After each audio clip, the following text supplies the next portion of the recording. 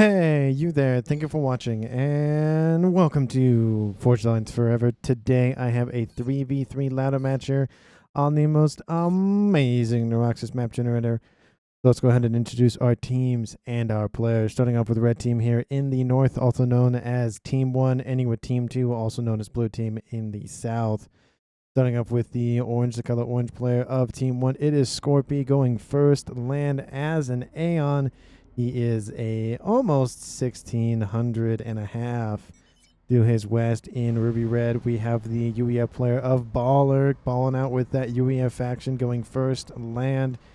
He is ruby red and he is almost a 1700, the highest rated player on Team 1. And a got our slot here for Team 1 in Chevy Crimson. We have another UEF player of Slow Hands 89 going first, land. And again, he is a little tiny bit over a 1300. Like I said, he's in first land. He's going first land. And in terms of racial division, we have 2 UEF, 1 Aeon, no Cybran, no Seraphim for Team 1. In the south, starting off with the amethyst purple player of Corlex PL. Colorex PL, I think that's how you say that. Going first, land as the first Cybran of the game. He is amethyst purple, as I said, and he is a little bit over a 1500. To his east, another UEF player, this time for Team 2. We have Excited with the first X, high, capitalized because he's excited going first, land second air. And he is the highest rated player in the game and on Team 2 at almost an 1800. Again, he is in Stitch Blue. And last but not least, in Royal Blue in the rear guard air slot, we have Shame Phoenix going first land, most likely second air. He is a Cybran for Team 2, and he is the lowest player. Actually, he's the lowest player on Team 2 at almost a 1400. Let's take a look at Reclaim so far on the map that's left for our players to scoop up. We have currently 16,735, so probably about 17 even between 6 players. That is almost 3,000 mass per player to reclaim if everything was distributed evenly, which it never is, but of course we can always dream of that. And in terms of mass point layouts, we do have a nice, grouping of mexes here on the kind of perimeter mex layout or lineup. We do have some mexes here to the east and the west near the water's edge. And there will be a couple of mass points fought over in the middle. There's, a group of at least 4 that our players can probably claim. And the front lines will probably kind of end up looking like this. Maybe they'll look up like this, but we'll just have to see as time goes on. And I just want to shout out to everyone who, left a comment, watched yesterday's video on the 750 subscriber Cast. Thank you, Cast. Thank you so much for your support, your love, your comments, your likes, your everything. Thank you so much. And of course, hitting that sub button and of course that like button as well. I greatly appreciate it. The first casualties of this war between our players will be, looks like a flare out from the Aeon player here for Scorpy. That will be the first casualty of the game. And we have a bomber en route to a engineer already on the move. He's going to take some trees with him. Take solace in the fact that some trees fell in some sort of frozen forest, and they did make a sound. And another engineer killed. That's the second one. 2 kills here for Excited, being very aggressive with that bomber play, wanting to delay expansion here for at least 1 player on Team 1. And just to point out, there are no Seraphim in this game. So, of course, there's no YOLOs. There's no Zooies, there's no Thams, and of course there are no I'll wash the bombers. Always sad, but of course, it just, with 3v3, it's kind of hard to have everyone. It's just literally by the fact that there's only 3 players per team. We do have that bomber does get shot down. It did kill another engineer. So 3 engineers killed, plus some damage on some mexes. One of them severely wounded at only 20 hit points. If they were Cybran, they would auto repair themselves, but they are not, so it's just stuck at that percentage of hit points. We do have a small army here to the east, small little scouting force for Excited, being a very aggressive, very forward, trying to just cut off Team 1's player of Scorpy from this eastern side, the land as much as possible. And it seems like in terms of that, Excited isn't really going for that position, at least right now. He does have some engineers on that route, but Team 1 has essentially both sides somewhat under their control. We do see some movement to the west a little bit from Baller in the middle of the map, and he is trying to put a couple of forces to intercept incoming enemy forces here from Coiler X PL. But there is a large number of Team 1 forces here for Scorpy. Team 2 has to watch out for them. There's only a few engineers and a couple of strikers on the field, so not really a whole lot can defend this incoming army. There are a couple of flares and Aurora in the mix, so they get the longer range. They don't have a lot of hit points, so of course Scorpy has to watch out for that. Scorpy does finish a gun upgrade. It's a speed. We'll go for range next. Maybe we'll see advanced range this early on. He's not on the front lines. Maybe we'll see it. I don't know. It's kind of interesting to say. We do see the comm of Slow Hands moving forward in front of Scorpy's main production facility and has started to build a couple of structures. We have, of course, a staging facility. Very interesting. Don't really see that early on. But, of course, he is the air player, so he wants to, repair and refuel his air units a lot faster. And if it's in the middle of the map on Team 1 side, all the better. But we do see upgrades probably starting here for Team 2. Yep, this one just finishing as I say something here for Shame Phoenix. We should see T2 somewhere. No, I guess not yet. Oh, here it is. It's T2 land here for Coralex. Do see speed and range on here for Shame. And we see, of course, Coralex's comp in the middle of the map. No support. I would have liked to see at least a couple of units, at least some, maybe AA or a couple of tanks just to help guard the commander. He's going for very outlying mexes. But unfortunately here to the east, units and engineers being slaughtered by the 10s, by the 1s, by these Aurora. But the comm is inbound. No upgrade, but does, of course, have 12,000 hit points. Very chunky commander. They are UEF, of course, so, that's just tends to be the case. And if you didn't already see my first ever game back in FAF, in terms of me actually playing, is up on the channel. It went up yesterday. I'm not as high ranked as I would like to be, and of course the title of that series is Journey to 1,000, so it kind of tells you how low ranked I am. But hopefully everybody enjoyed it from yesterday. If you haven't checked it out, go ahead and do so. It's very short. It's like less than 15 minutes. So if you got a nice coffee break or, something at work, just go ahead and pop it up. Watch it. Match, again, doesn't last very long, of course. But, it's my first game back. I wanted to do a big, hour-long 4v4 match. But just at the time that I was trying to find a match, couldn't get one together. Either connection failed or not enough players. So, that's why I do this content on the channel. I want to have more players be in FAF. I want more people from the world to come and play this wonderful game. It stood, for a very long time, and it will for, I guess, a while. I feel like this game has at least 5 to 10 years minimum still on, a very heavily supported community. But, stuff happens. I'm excited for Sanctuary whenever that comes out, so I'll definitely be playing and casting in that as well, because I love this game, and I want it to grow as much as I can. Much as it can. And by doing this, I hope to at least encourage some people who watch to go ahead and download the game and play it.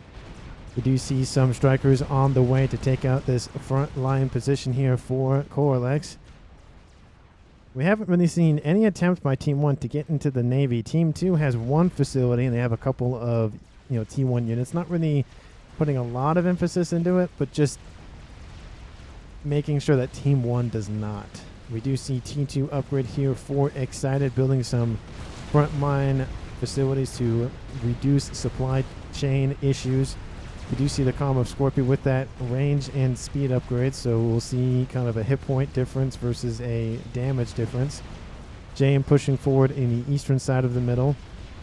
It does look like Team 1 has claimed the western side, so essentially what I mentioned earlier, front line's going to start looking like this, or even like this, at least at this point. So the comm of Phoenix going to get some veterancy on that commander. Almost to 1,000. Very close. Less than 100 off. And we are approaching the 10-minute mark in this game. It's a little bit over an hour, so you can't watch the whole match in one setting. Hit it in your save watch playlist. Do what you got to do. Come back to it. It'll always be there for you. But Scorpion trying to just deal as much damage as he can to Excited. Excited dropping into the yellow, trying to spam up some Team 1 PD. I don't... It is going to finish. I think Scorpy might need to retreat, but he can take solace in the fact that Excited is severely wounded, below half of his HP. So, you know, it's not really a win. It's not a loss. It's more of a draw. All of his assisting units have been destroyed, unfortunately. Scorpy trying to stay out of range of those PD. A couple of Lobos come in and Strikers as well to deal with the calm. And his HP's fallen, not as fast as Excited's, but it's still falling. And he's also actually being cornered, essentially. We have a pincer maneuver and hook maneuver coming out here from Excited, trying to curtail Scorpy's retreating capabilities. But unfortunately here for him, Scorpy has the range, and he'll be able to, of course, pump out a bunch of shots with that speed upgrade. Nano repair coming on the line here for Baller, actually being assisted by the calm of Slow Hands. Love to see that kind of cooperation, especially when it's UEF and UEF.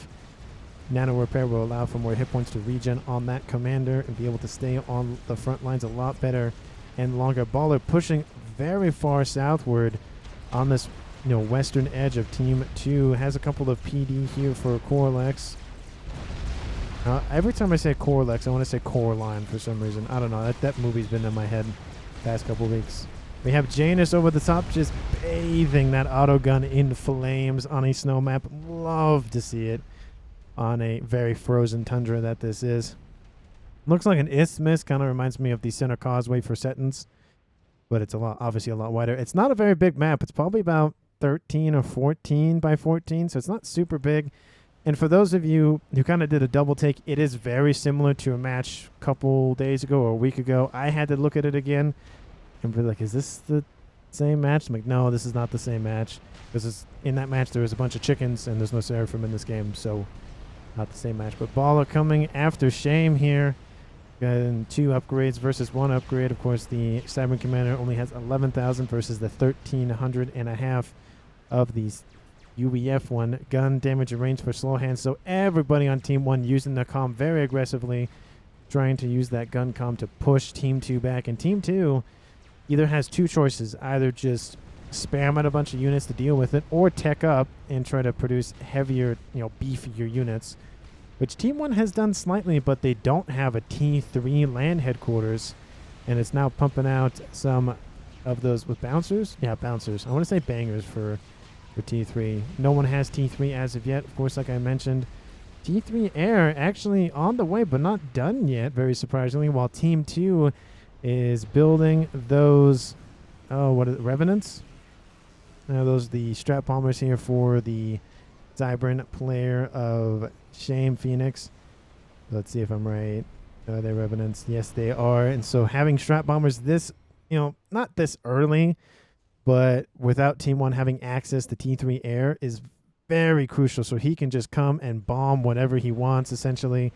The comm looks like is the target, which I don't know if that's the best move. There is some flak. He does have a couple of parashields online. Does take some AoE splash damage from that. Revenant has taken some hits and probably decides to retreat. Couple of ASFs are on station here to support that bomber. It is going for a couple of mexes to get a nice grouping here. Takes out 2 of them. Very nice placement there. Taking out, of course, 9 mass per second per each T2 or fully ringed mechs. We'll come back here for the 3rd one. Nope. No, it's not going for that one. It's going to go eastward, go for this T2. I love the fact that Shame isn't super focused on being perfect. He knows that, you know, he has the advantage for now. He needs to use it while he has it. And now he's going to go for a couple of more mechs. This gets another T2 right there. Already paid for itself. He's killed off 6,000 mass. You know, that's awesome when you can pay off a strap bomber. You know, it just sucks when you get like 1 bomb out and it wasn't even worth it kind of thing. Another T2 mech's gone. ASF's on station here for Team 1's player of Slow Hands. Does kill the first bomber, but as we knew, there were 2 more being built. There's another one on station. Team 2 needs to protect this one, use it to the best of their ability. Has the ASF back here. Of course, is in Team 1's territory, but Shame Phoenix has been eliminated by Baller. was probably too distracted with his bombing runs and either walked his comm forward or just didn't pull it back fast enough. Kill Baller says excited. Probably that is the first departure of the game at almost 15 minutes. And Team 2's excited does take over here for Shane Phoenix. The ASF are on station. They're going after Baller. The parashield is protecting him quite nicely. And I don't think they're going to get another kill off of that bomber, unfortunately, here. So Team 1 does get out of there pretty nicely. Baller needs to start thinking about retreating. A lot of effort it was pumped into taking out Baller, but now, because of that, you know, not misguided attempt, but just focused attack, Team 1's player, Scorpion, was able to punch through and start taking out some of these perimeter mexes and defenses. Not a lot of units in this mix, of course, because there's a lot of a war, a couple of auto guns that, you know, need to move closer to the edge of the little hill here, so that way they can actually shoot downward. But now we just have a collision of T1 forces here. A lot of Team 2 and Team 1 only really using T1 at the point. You know, we do see some T2 mixing in for Ball, of course, and T3 on the edge here for Colorex. But I don't see a lot of emphasis on building a lot of either T2 units or, you know, I mean, a couple of T3, but I feel like both teams are probably just going to skip Team T2 entirely and go straight to T3. And that's what Coralex has essentially done. We see, of course, Loyalists. We should see some bricks popping up here pretty soon. Yep, there's some. Nope, there are none, fortunately. I'd love to see the bricks, but they are coming on station here pretty soon, so... Sometimes Cybern players skip them. Sometimes Cybern players don't. Just depends. There is one brick, to be fair, all the way up here. So it's just holding position in the west. Team 1 needs that T3 tech. Scorpion needs to get that up and running sooner rather than later. He's getting a shield. Very, very useful to protect your commander as an Aeon. We see T2 Governors on station and a bulwark protecting it in the water for Excited. They're trying a different avenue of attack to try to mitigate Team 1's success. I would like to see at least some Navy on this western side. But again, neither team going for this western side, completely ignoring it. It's a nice... I mean, it's a field of, you know, combat that's not being used by either team, so might as well use it. But there is a fear of devoting too many resources to that naval side. So I do understand why Team 1 is kind of hesitant for that. But needs to get Team 3 online here, Scorpy. You just need it. There's no ifs, ands, or buts. You're Aeon. You need those Absolvers. You need those, you know, Harbingers. You need those... I mean, Obsidians are T2, but... especially Harbingers, Redeemers. There we go. There's the AA unit. That's what I was trying to think of.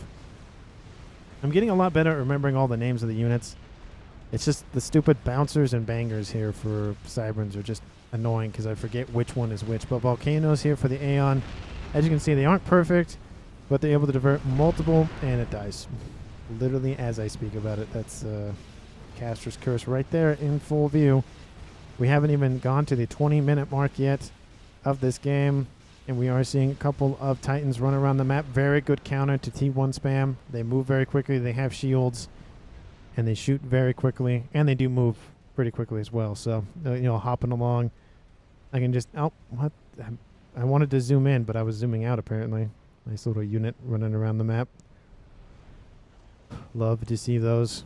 Percy's are better, of course, in my opinion, but not against T1. You want Titans for that sort of engagement. Still no... And now is going T3. Very interesting. Let's take a look at ecos. Team 1 and Team 2 essentially dead even. Team 2 has accrued more mass, which either means they got more reclaim, which is not true, or they had the lead for a while, and maybe there was a power issue yet. Maybe there was some sort of, you know, energy reason why it wasn't producing as much mass. But it looks like that has been solved here for Team 2's both players, so back up to full mass producing capabilities. We have the Calm of Scorpio charging forward with his shielded commander with gun and... you know, not the advanced range, but has something. If these governors don't move, they are sitting right behind a little wall, so that does protect them. They can shoot over it, of course. And those units do end up retreating, knowing that there are either blazes en route or the comm. I don't know if they know where the comm. They do know where the comm is. So, you know, unfortunately, these Oblivions need to move like right here, because the issue is they have to aim down, and essentially you're shooting at the ground. So not that effective. One thing that is hard to see in just this very zoomed out mode like this, you can't see elevation as easily. We do see lots and lots of governors and bulwarks. No destroyers, because you don't really need them. You need the missile capabilities and the AA capabilities and some protection against torp bombers. So very good mix of units here for Excited on this eastern side. He's an 1800. He knows what he's doing. Of course, large build up here. This fire base on this ridge side, and building up his units here, covering these couple of mixes. Probably will send an engineer out here very soon to claim these two. At least have a T2. It's like a minute and a half for it to repay itself, I think. I don't remember. I know T1 is like 25, 18 seconds, something like that. And then T3 is like 3 minutes, 3.5 minutes, something like that. Anyway, I need to look at the numbers, because FAF, you know, for parts of it, is a numbers game. In terms of, you know, how fast does something upgrade, how much mass does it cost, you know, how long does it take to recoup mass if you build something, that sort of thing. We have reached the 21-minute mark in this game. Please give the video a like, comment down below. What do you think is going to currently win? Again, Team 1 is in the lead with 3 comms left standing versus Team 2's only 2, since they had an early departure. And of course, hit that sub button if you haven't done so already. And again, leave a comment about not just who do you think is going to win, but just, you know, your feelings about the match, your feelings about me, feelings about everything in general down in the comments. I love to read them. I do not promise I will respond to them like immediately after you send the comment, but I do promise I will respond within 12 to 14 hours, depending on work and time of day and whatnot.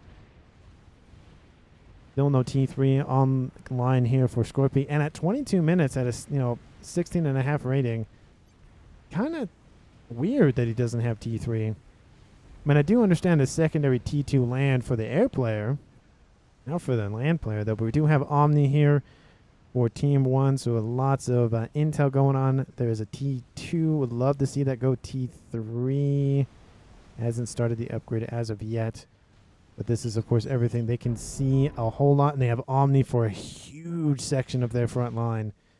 They're able to see a whole lot of what's going on, and, of course, they see everything. Nothing is hidden to them. It's just little blank diamonds, unless anything is under stealth, and then, obviously, they can't see it. Unless they're an Omni range, which they're not. Lots of cruisers here, but I love this move out here from Scorpio, using T2 blazes to distract a lot of those missiles. And these units move decently quickly on the water, and so these, you know, cruisers don't have a lot of ship-to-ship, or in this case, ship-to-pseudo-ship weaponry, so he's going to force to retreat. Is bringing some frigates online, but needs some destroyers. I think he's popped out another cruiser. Needs to pump out probably 1 or 2 destroyers to really assist with this. Is getting a missile once in a while in, as these are coming in straight onward, so it's easier to hit the ones in the behind. But unfortunately, those blazes, you know, they don't do a heck of a lot of damage, but again, against ships that really can't fire back, it's better than nothing. And it's at least forcing these units back, allowing for Scorpy to maybe get into the Navy. I mean, if this was his chance, this is his chance if he takes it, which I don't know if he will. But we'll have to see. Again, the match lasts a little bit over an hour, so we still got 40 minutes to see what goes on. I made sure the game runs, of course. I like to go in blind. I don't like to know everything, just so I can get, you know, an authentic experience. Because I enjoy watching them too. It's not just, you know, I'm just going to cast it and I know everything, blah, blah, blah. Like, I enjoy the game, and I want to enjoy it essentially at the same time as you, kind of, because I'm recording it and then you're watching it, but you're hearing my commentary as if we were watching it at the same time. So, however, time is weird. That's all I'm going to say is time is weird. But again, Team 1 and Team 2 kind of just lax. We see some mobile already here for Baller, these demolishers here. Units in the east here for Excited, just running back and forth. You know, Team 1 owns the entire northwestern section of the map with no contest in Navy. Team 2 essentially had no contest, but they kind of do. Now, at least, we see some of Asylums coming on the field. Those would be very nice here for those blazes, allowing for some protection from those missiles. It just needs to get them there. T3 has been achieved here for Scorpion, so getting out those Harbingers, those Absolvers, those Redeemers to try to, you know, curtail Team 2's air. And in terms of air, really, Team 2 doesn't have a whole lot, considering they have, you know, 2 bases here for Excited. I think he's working on a different project, I feel like, because he's been a little quiet. There is a Crab coming online here for Colorex, so skipping the monkey phase. Oh, it's still building a monkey. So he's doing both. They're being very kind of reserved with what he's building in terms of extra units. Team 1, don't really see much of anything else. There's a Fat Boy almost done, actually about to finish the first experimental of the game. Beats the Cybern to the punch and builds the Fat Boy. Of course, the monkey is the cheapest experimental in the game. The frigate's being used to try to just box up, or not bind up, but block the pathing here for those blazes, while the gunships come in and assist, and the missiles in from the governors strike at these blazes. But I love this. T2 Renegades taking out a chunk of those forces, drawing the attention of the ASFs while the cruisers fall back. So essentially just trying to double punch with a mobile AA and ASF, of course. Does look like Team 2 does have a better handle in terms of air for now, but that can change, of course, with, you know, strat snipes, telemasers, you know, you name it, it's probably on the list. Probably. Some blazes severely weak. Look at all these blazes have like no health left. And they're starting to get some of those cruisers, but I think the strategy is starting to work less and less. Team 1 needs Navy. I know you're trying to do it with pseudo-Navy. I get it, but I don't think it's working. It's working to delay. It's not working to solve. You can only delay an issue so long before it becomes an issue. But you can only delay an issue so long before it becomes a massive issue. And having these gunships here was a smart play by Excited. Cheap T2, able to just deploy, run around, able to use them for other things. There weren't any AA in this mix. And he's going Navy. But, yeah. So he's building one of the... What the heck? That's an interesting look underneath that Tempest. Huh. Your bloomers are showing, essentially. I never really noticed that's what the Tempest looks like for some reason. Looks kind of interesting. Look at this thing. I don't know if that's a screenshot for the thumbnail, but it's definitely, I don't think I've ever seen that, so at least looking like that. So very interesting there. Team 2 in terms of eco is winning by about 50, 60 mass per second, kind of, you know, flip-flopping between what's going on with Team 1 and Team 2. But ASF will come in and just get railed by AA. Just kind of skirt it just a little bit, but the ASF, it's going to be close.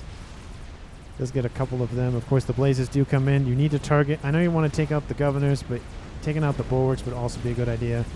There's not that many left. There's not many blazes left, so really, again, just delayed the inevitable. It's delaying the Navy just enough to build this. And to be fair, the Tempest is over half done. It is building very, very quickly. More engineers are being hot dropped onto this position by T2 chariots.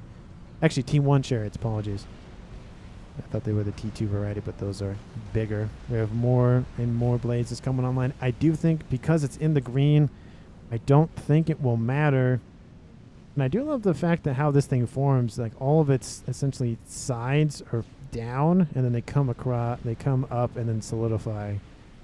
Kind of like that design. And there is the Tempest. It is online for Team 1. The first naval unit built in the game is a T4 in terms of Team 1. The Crab marching forward with a ton of bricks. We've been focusing on that naval combat too much. The Fat Boy was eliminated. This is not going good in the middle. Lots of Percy's running away. We have that Crab with its long range. Tons of bricks and moving northward with Percy support. Deadly combination, those Percy's and bricks. Of course, those of you familiar, I love UEF, and combining them with Cybern is always a good time. This Tempest actually is a very good counter to these governors because they don't have a lot of, again, ship-to-ship weaponry.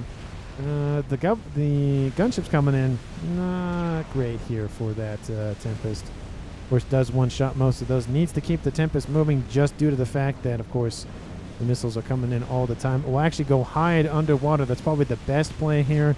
Use those torpedoes to the best of its ability.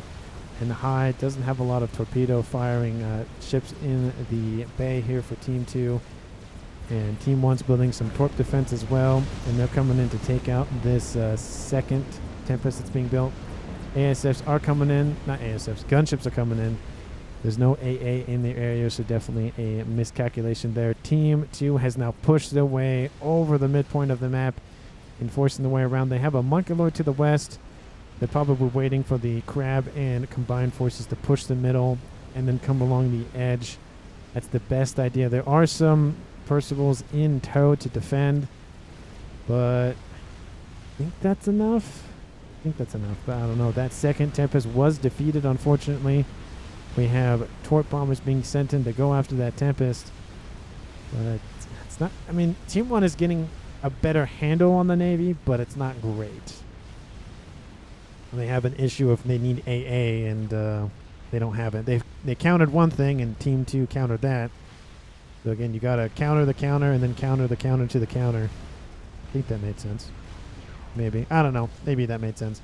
31 minutes in this game. Both teams need to be thinking about how to win it, not necessarily survive in it alone. We have SMD online. Another Crab has been finished. I don't see any nukes, which is very surprising. I don't see any artillery. I don't see any, other game enders, whether they be Mavors or Scathis. Team 1, we're looking at anything in that sort of vein.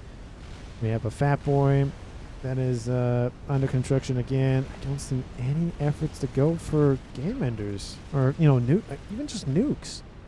I don't see it, which is, again, very, very surprising.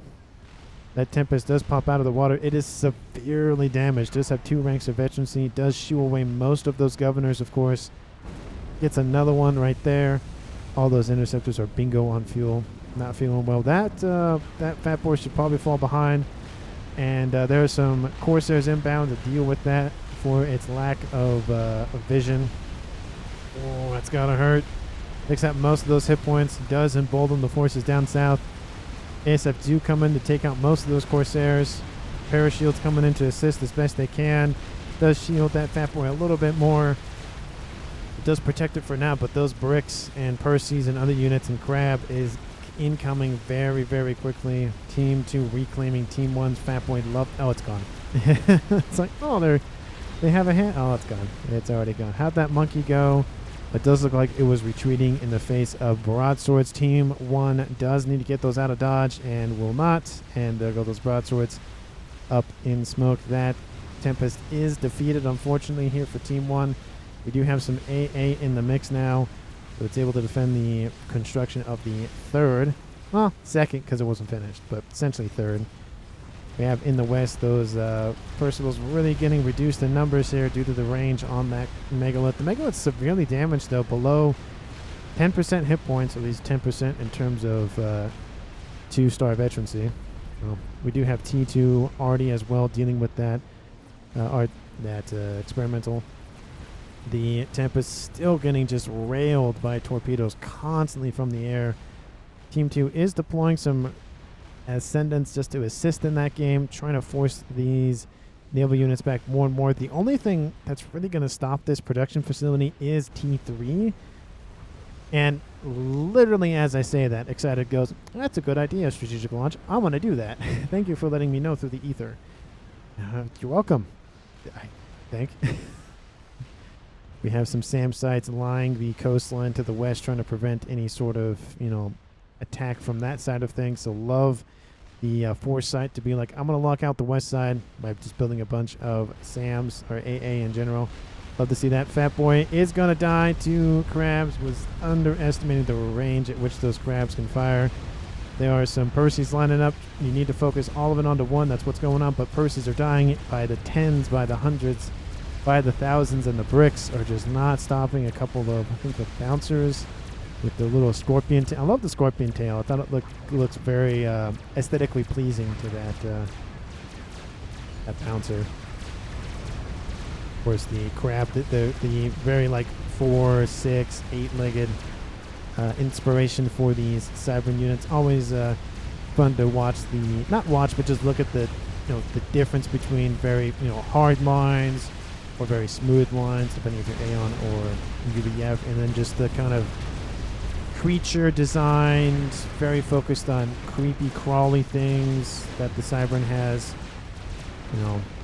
We have Revenants, very reminiscent of the theme in Halo. If you didn't realize that the UNSC, the humans, have all like animal-based or creature-based names, and all the Covenant have named everything in terms of like supernatural things. You got Ghosts, you got Revenants, you got Banshees, you got Wraiths, like all that kind of thing. I love that the naming scheme is very on point.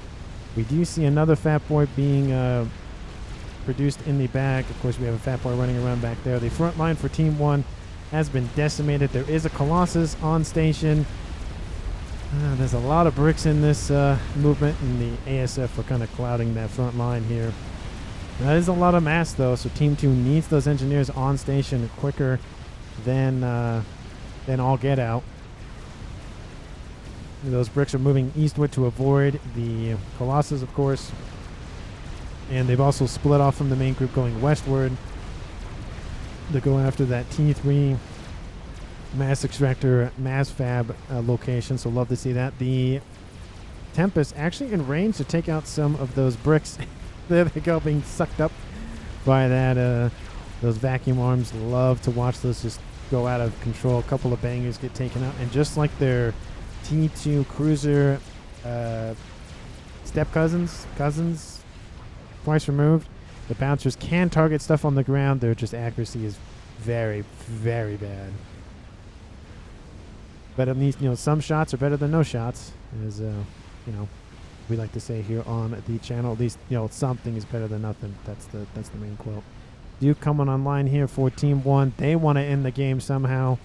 In terms of that out of the unit, that Mantis is taken out by that Tempest. We have a Scathis coming online, and if you saw yesterday's video, and if you don't know what the Scathis can do, go watch yesterday's video. Scathis are scary. That's all I gotta say. Scathis are scary. And we have Percy's. Holy crap, that is a lot of mass on the field, especially on the northern side. 237,000 mass. Oh, no, it's going to be a little more in a minute. 254,000 mass currently on the field, most of it residing in Team 1's, well, on the northern side, near Team 1. But Team 2 is pumping out engineers as we speak. They need to go after the big guys, those crabs. Those are, big ticket items. The Fat Boy's another one. You can just see the disparity, 14,000, 18,000. Of course, lots of 800s, 700s, 400s. All that mass adds up. And in terms of reclaim, Team 1 starting to get a better end of it just due to the fact all the damage is happening on their side of things. But, Team 2 is taking out outlying mexes. They're reducing, the constant flow of mass into Team 1's coffers. They're leading by about 200 mass a second in terms of that. So, you take some victories, you take some losses. Yeah, you won't get as much reclaim, but you do get more mass per second. And Team 1 has secured the naval section of things in the southeast. Unfortunately, the Torp bombers are coming in, and they're going to go after that Tempest. That Tempest is going to try to fire as many shots into Team 2's excited main facilities. Going to go after this T2 mass farm with the T3 PJ and T3 Mechs. That's got to hurt, but the Cormorants are coming out in droves. Another Tempest coming online. We have even engineers starting to line the coast with some SAM sites. Love to see that, trying to delay the inevitable, of course, because there are just so many Cormorants. That Tempest is taking a licking. It's almost below half of its hit points. We even have some T2 Riptides called on station to help assist. There goes a heck of a lot of engineers and T facilities that are just up in the smoke. T3 already says shame. Yep, they have spotted it. Help mine, says excited. So it does look like there is a combined effort to maybe deal with this. Unfortunately, we have Phoenix dealing with the west side of things as well. So it's there's a lot going on. There's some cruisers in the mix that are dying very quickly.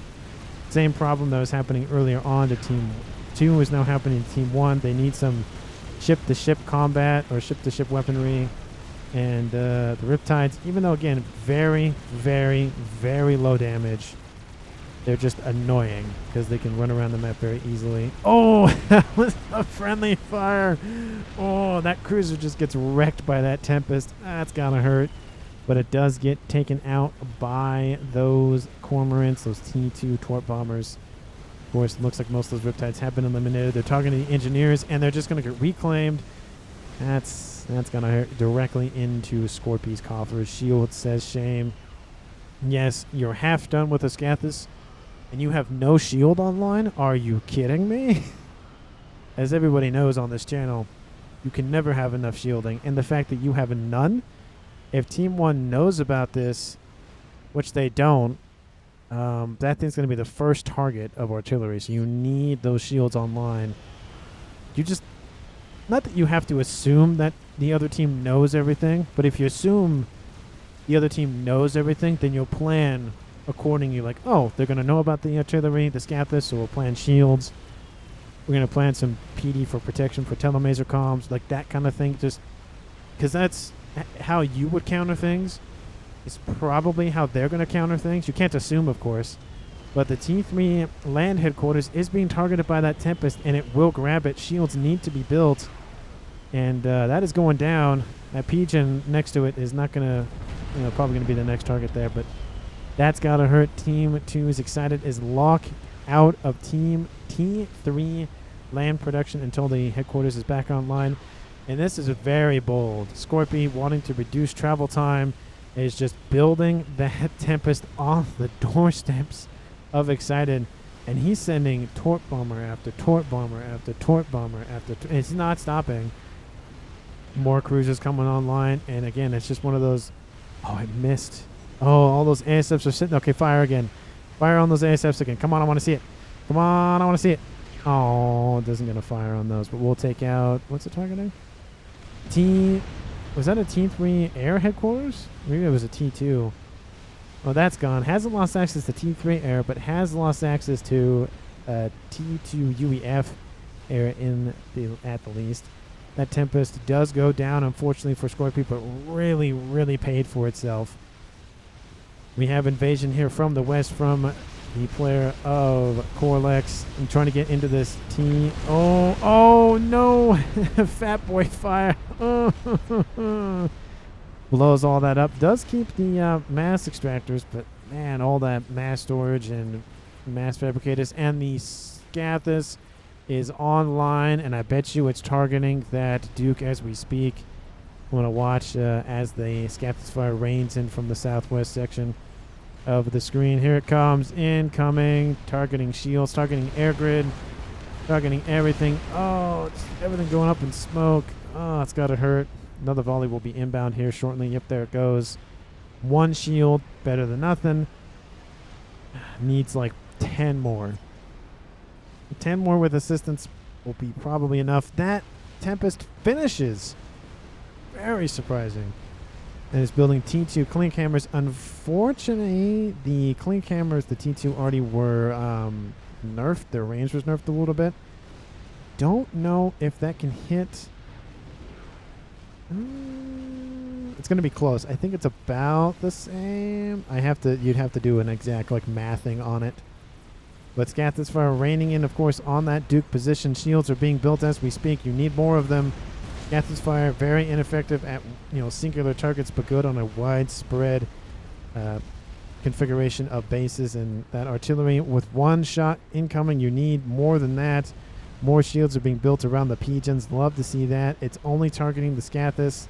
Unfortunately, you're not going to get through. You need to target something else that's not protected. There's a bunch of air grids that aren't.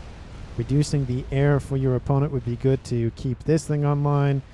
And it does look like the arty either was in range or was about in the range. And does get destroyed in that in this effort to take out that Tempest. But Scorpy's main goal was reclaiming and building those Tempests. It's just kind of hem in Team 2's excited on this eastern side. I don't think it can reach the Scathis. It's directly in the middle, so it should be fine. But the comm isn't really next to P-Gens, which is good to see. But you need to probably move that, because if you figured Team 1 is targeting the Scathis and your comm is there, probably should move the comm, to be fair. We had some sort of spy plane. Yep, spy plane effort to get know-how. We have 3 Fat Boys in the middle of the map charging forward against a Megalith and a couple of additional defenses. That Tempest does get taken out once again. At that, it's not looking good. I think the artillery doesn't take out an ion reactor. It'll take out some hives in its explosion, but I think that's just due to the inaccuracy of the artillery. But the shields are down. Even takes out an emitter as well. Ooh, needs some more shielding. You can't stop building them. I know you're building some SAM sites, defenses, whatnot, but Duke Fire is inbound all the time, of course, and is just trying to do what it can. The crab does fall, but the bricks are nearby, and the Corsairs are running around. Percy's are intercepting those bricks, but those Fat Boys are going to get, just annihilated for it. 3 Fat Boys for 1 crab. I'll take that trade any day of the week. We do have 2 Colossus coming on station here for Team 1, so not a complete victory in Team 2's regards, but is slowing down the advance. And the Scathis Fire retasking onto the land. I don't know if that's the best play. I know a lot of the base is now shielded, but the Duke is gone. That's why it was retasked. GG, says Baller. I wouldn't say that just yet. Of course, we have broadswords in the west and a lot of AA to the west. Maybe if they come in on the east, they have a chance. There's not a lot of AA on this eastern side. So if Team 1's air player would go kind of corkscrew around, kind of come in this way, and just beeline it straight for that Scathis, maybe they have a hope and a chance of going for it. But it did take a hit. It isn't regenning, hasn't gained a veterancy yet, but has killed 177,000 mass in about 10 minutes, maybe? No, at least 5 minutes minimum. Shields for that air grid are starting to fall. P-Gen's starting to die. Cascading effect is occurring. Team 1 needs some sort of, comeback from behind sort of thing. They need a Hail Mary or just, all-in play. They have no telemaser capabilities, of course, because they are Aeon and Yuriev respectively, so there's no sense of just teleporting in and essentially the murder-suicide situation. Team 2 has access, but Team 1 does not. And Team 2, even though they were having a hard time on this eastern side, they've really kind of come back, spamming up T2, Riptides, and whatever else they can. There's, of course, a couple of Percys in the water. Would love to see some bricks, though. That'd be a nice addition here on this eastern side. Team 1, they need something to go their way. They do have 2 Colossus that are just semi-ignored, essentially. A couple of Whalers are on station here. That'll help, deal with the Colossus. But they're going to beeline it straight for that Scathis, though. There's a crab under construction further back. That's in the yellow. That's not going to finish. But that... Oh, see, I want to be able to keep my camera while looking at the hit points. I just can't seem to do it. It won't stick. But the first Colossus is down. There's a lot of Whalers in this mix. There's also some Loyalists coming in as well. We have a Colossus shooting ASFs. Oh, it's just painful. Bunch of Revenants come over. It was a good play, but unfortunately it was not enough. Those Colossus will just add to the mass of Team 2, and it's not looking good here. They even have... Oh, I thought that was T3. They have just the Scathis. Looks like it's moved a tiny smidgen. Still hasn't killed enough mass to upgrade. Needs 220. Colorex is moving eastward. I don't know where he's going. He has Raz, but that's it. Excited, building a nice shielded base for himself. Also has the shield on his own commander. Love to see it. Does Team 1 have artillery back? I don't think so. Thought I saw a shot come across the bow. Oh, I hear something. I think that's Tempest Fire. Yeah, that's Tempest Fire. But there are some... Ooh, that's an interesting play. Keeping some Colossus underneath the surface of the water to hide them. And then maybe walk them across the, the surface of the... Not the surface, but the depths of the water. That's an interesting play. Team 1 is really struggling. Their air grid is essentially up in smoke. They have some air defenses. They need more AA. And now that Scathis, starting to not be that effective because all the targets are kind of very spread out. Does get those mass fabs again. It's always watching a huge bout of mass fabs go up in smoke it's cathartic, but also it hurts at the same time, if you get what I mean. It'd be really funny. Is that... Oh, it's just being reduced because it's not being built. It would be funny to watch some engineers come over and just reclaim that. That'd be very entertaining. But Scathis fire now raining, I think, on this western side. ASFs, a large number of ASFs. I think Team 2's Excited can just steamroll on in. Even if he loses his air, he still has huge amounts of air grid to be able to pump out more ASFs. Now, of course, we have Whalers going after Rascoms. Just, 11 mass per com going up in smoke. That's got to hurt. 2 Colossus are walking in the water. And the third... Oh, that's the Tempest. Never mind. I don't think Excited can see those. No, you can't see those. You can only see surface things. You can't see underneath the surface. So that could be a stealth play, but that is a decent walk to walk all the way over there. There's a Nuke coming online here for the... player of Colorex. Team 1 has some SMDs, but it's starting to be kind of few and far between.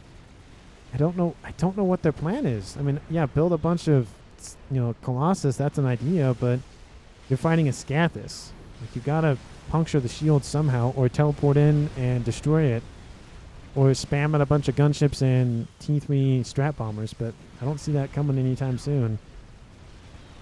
Those Colossus are hiding literally on the edge of the water. So, correct me if I'm wrong, I don't even think Omni can pierce naval unless you have a naval intelligence sonar system online. I don't think it can. This is the range of their Omni, so they'll be out of the water by then. But it'd be kind of... I need to find a cast or something that shows that. Or just look up the duelist. He's done a lot of those what if scenarios things for FAF. Very good resource for him. I need to use his videos a lot more.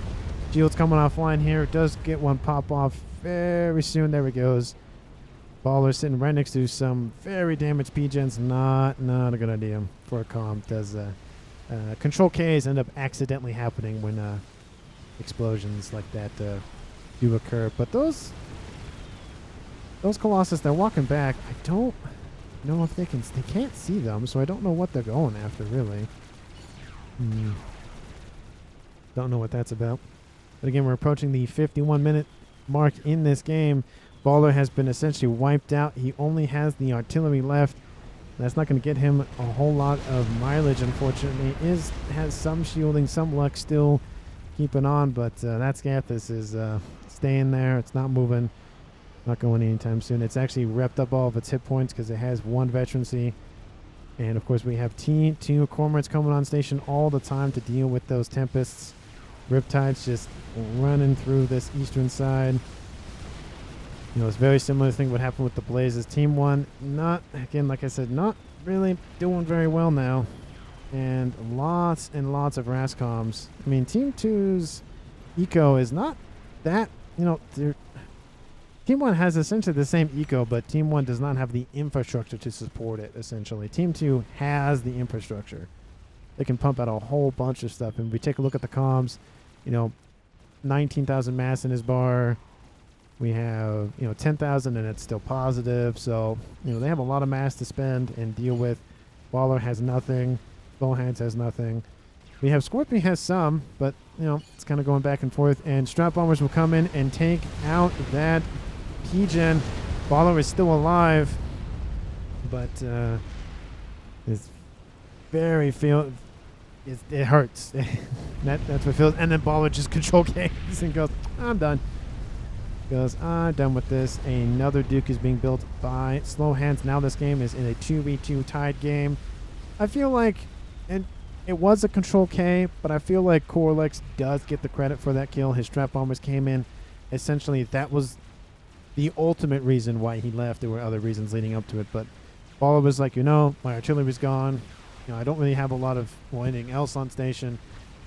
My resources are better in the hands of other players, so I'm just gonna bow out. And it does look like Team 2 notices the artillery being built. More shields are being built, of course, and supported. I mean, more shields, it's good than what Baller had early on, but, you know, that Scathis is annoying. We have the calm of Scorpy. Oh, please do not tell me he is literally being targeted by the Scathis himself. You can see the center, essentially, of that burst is going straight for him. And that is a little, I feel targeted, is probably what Scorpy is feeling. T1, Frigate spam. T2, Scorpy, not Scorpy. T2, Blaze, and Ascendant spam with Asylum support. You know, this eastern side has been very annoying, but that's a lot of Cormorants. 120 T2 Tort Bombers. No one went into the Navy for the western side. Such a missed opportunity, I feel like. You know, they wanted to win on land and air, but you needed the sea element. And that, oh, they noticed. Oh, that's what they noticed. Okay, well, they did notice it at some point. I don't know if there's intel or something, but they do know that exists, and they go, we don't like that. They straight up killed one Colossus, and it's not, it was a good strategy. Probably should have done that when you did the push with the Tempest, but it's not going well. I think all the SMDs are down in the bases. A nuke does land. We'll take out this production facility, or this mass producing facility with a bunch of shields. And it does look like the beginning of the end is starting to occur. I'm going to speed it up just a little bit because we can kind of see where this match is going. There's no teleporting plays. There's no, you know, mass artillery spam. There goes that nuke. Kaboom, lands. Takes out a whole bunch of mass. Scorpy is just tanking all of those shots. He's just, I'm going to sit here and just have them target me. I feel like Corlex is like, I want to kill that combat Scathis fire. And that nuke doesn't, yeah, has one veterancy, but those Scathis are coming out of the water. Not Scathis, sorry, Colossus. One of them makes it out of the water, at least the head out of the water. That is going to die here pretty soon. Needs to get his feet out of the water. There's still 2 more on station. I'll slow it down just a little bit, because of course this is an interesting play. We have nothing realistically to defend. We have T2 PD, but it's not a whole lot. There are Corsairs coming. There's a monkey coming. We have Whalers brought back from the middle of the map. That's going to really do a number on this hit points for these Colossus. There goes another one. And the Tempest is being targeted from in the back. And that Colossus is just going to sit on that shoreline. That has got to hurt. And there it goes. Kill some Riptides in the mix. But that was probably the last great attempt by Team 1. I'll speed it back up to +2 just to, you know, it's kind of not enjoyable to just sit. Like, you know it's kind of happening. I slow it down when stuff happens. Crap gets killed off in the middle by a Colossus. You know, on a 1v1 fight in range, the Colossus wins, essentially, I think. Yeah, no, I think it does. Strategic launch Nuke does land. There's no SMD. And the first Duke does finish. And I don't think that nuke will actually land next to it. So I'll just position myself right here. We can see that nuke incoming on the minimap.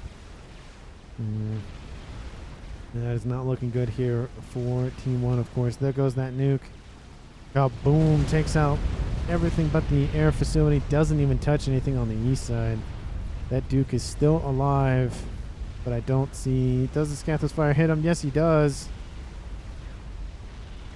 Shield is back up and running. Looks like there was some power issues. Scathis fire. Oh, will it kill the comm? The shield is still online. Shield does take a couple hits, but it's, you know, it's still trucking along. Scathis is did take some hits in terms of the shielding, but it's still perfectly fine. Looks like the Dukes are targeting this position, which I don't know why. Not really worth it. Maybe it's just the breadth, the range of that artillery.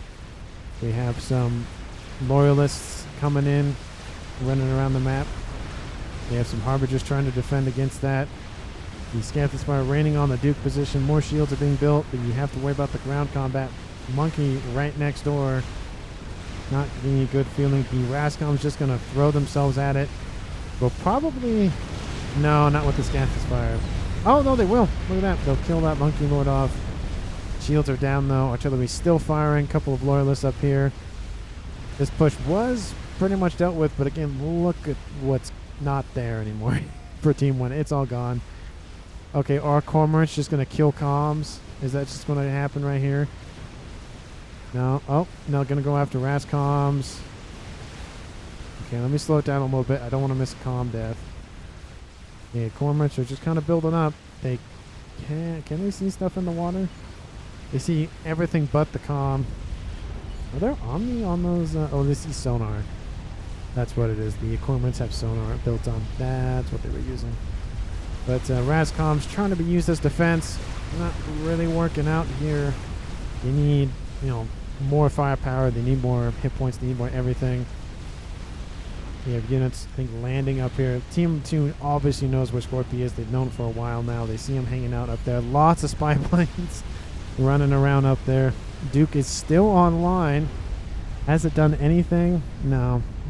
The nuke is completely exposed. Not even protected at this point. We have because why not? There's another Scathis being built, this time by Extractor. Oh, excuse me. No.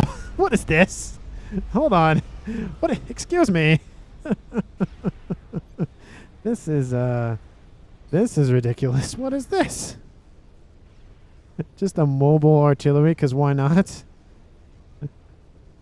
This is hilarious. Not even using it for its artillery capabilities, just using it because it can move. That's just shameful. That's just where is it going is my question. Where are you going? I don't know. I don't have a marker to where it's going. That is just, you're not even using it to fire, you're just moving it. Yeah, is it just gonna go across the map? I feel like if all of combat stopped immediately and it was just running around the map, I think that Scathis would just roll its way. Trundle? Trundle. Yeah, it's on a track. So it is Trundle. Trying to use that word because a commenter taught me it, and that's for the movement of tracks, and like how that would make either it's swimming or not swimming, sailing, wheeling around, that kind of thing. It's Trundle. Nuke will land essentially right on top of that Duke. Duke's still not dead. In red. It's still got a way to build that second Duke though. And this base, this beachfront property, does have a salvation. Look at this in the 11th hour. A salvation comes online. I don't know if it'll win the game, but it's definitely exciting. Thank you, Excited, for being on the screen to help me with my excitedness. That Scathis is down. Second Scathis is coming online, and now it's moving. Once again, Team 1, do you know where it is? No, you don't. You have an eye on top of that comm. Ooh. Oh, something's blown up. I gotta check. Something's blown up. There goes that nuke. Took out that position. Team 2 needs to worry about this now. What just happened? Artillery, I think it's just basic T3. It's targeting the nuke. That's probably a good idea. It's trying to repair it as best it can. Look at all that. Look at that. Look at the support on this thing. It's actually staving off its destruction. At least for the time being. Scathis fire raining in. A second Scathis firing as well. Team 2 now is like, no. You killed the first one. You deserve whatever's coming to you. You killed the firstborn. That is that position is dead in the water. There's a crab on its way. More Scathis fire raining in, of course. And we have cormorants going after everything in the water. Calm in between the water and the land. And that's salvation. Very, very good play. Just needed it like 15 minutes early, at least at the minimum. But it's good to see Team 1 fought to the very end. Didn't give anything up. Used what they had. They did kill the nuke off. And now a bug's being built. The Scathis for Team 2. Where'd it go? There. Where'd you go? I don't know where you went. Anyway. Comm of Team 1 Scorpio still in this position and is now running away from Loyalists. The Salvation is still online. Scathis hanging out, doing what it can, stave off incoming threats. There's some Loyalists on station with a huge amount of SACU support. That Salvation up there goes. Like, it had to be the end of it at some point. Well, the Scathis died at least. See? Moral victories. Moral victories. Where's that? Oh, no, there's the third one down here. Where'd the second one die? Where? Okay, after this match is over, I'm going to find it. Because it disappeared. Team 1 has recalled from the match at essentially 1 hour, 4 minutes in this game. Obviously, they knew what way they were going. GG's left in chat. Nothing left, says Corlex PL. Yeah, nothing was left. The bug was finished. Okay, where is that Scathis? Oh, it's right here in front of my face. So Team 1 built 1, 2, 3, and was building a 4th one and just walking across the map. That is ridiculous. But that was a really good match. You know, Team 2 did get the better, end of it towards the later end of the match. Scathis, of course, very, very much accounted for Team 2's victory.